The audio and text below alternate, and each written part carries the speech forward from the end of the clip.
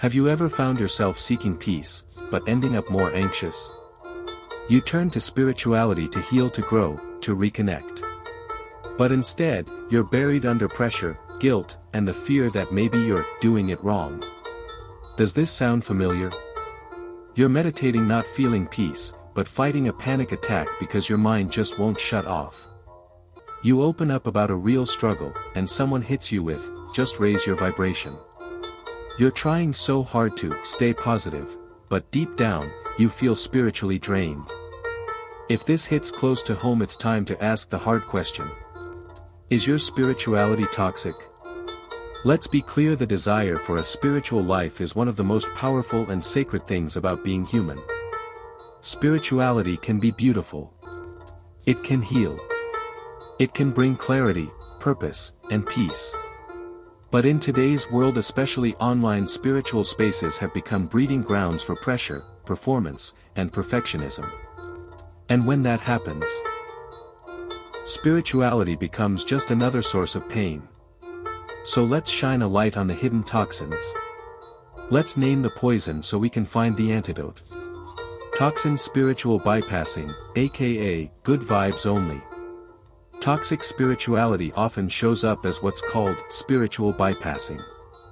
It sounds like this. Don't be negative. Just trust the universe. Everything is a lesson. Just let it go. Raise your vibration. But behind these feel-good phrases is a dangerous message. That if you're struggling, it's your fault. That negative emotions mean you're spiritually failing. That's a lie. Real spirituality doesn't ignore your anger, sadness, or fear. It welcomes them. Because being human isn't a failure. It's divine. The guru trap. This trap doesn't always look like a cult. Sometimes it's just a teacher, influencer, or healer who makes you feel like they hold the keys to your soul, and without them, you're lost. They discourage questions. They demand loyalty. They use shame to keep you dependent. Real teachers empower you to find truth within yourself. Anyone who makes you feel smaller, confused, or scared to leave, is not leading you to the light. They're leading you into control. The spiritual superiority complex. Here's a hard truth: sometimes our egos hide inside our spiritual practice. It sounds like, "I'm more awakened than them. They're still living in the matrix.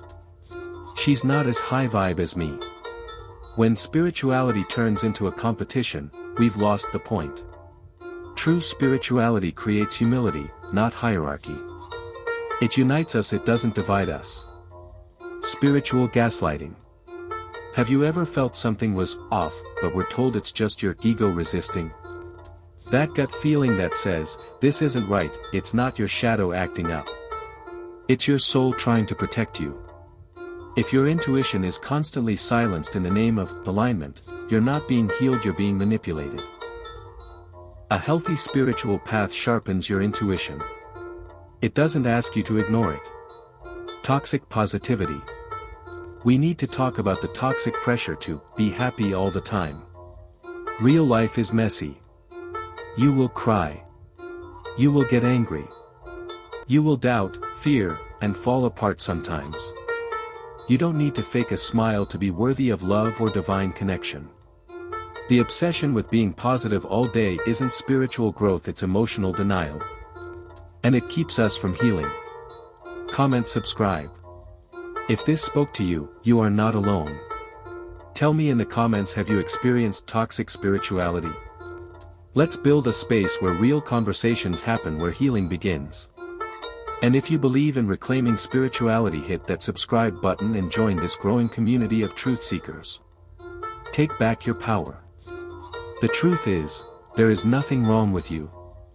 You just got lost in someone else's version of what spiritual should look like. But now you get to take it back. Trust your feelings. Honor your full humanity.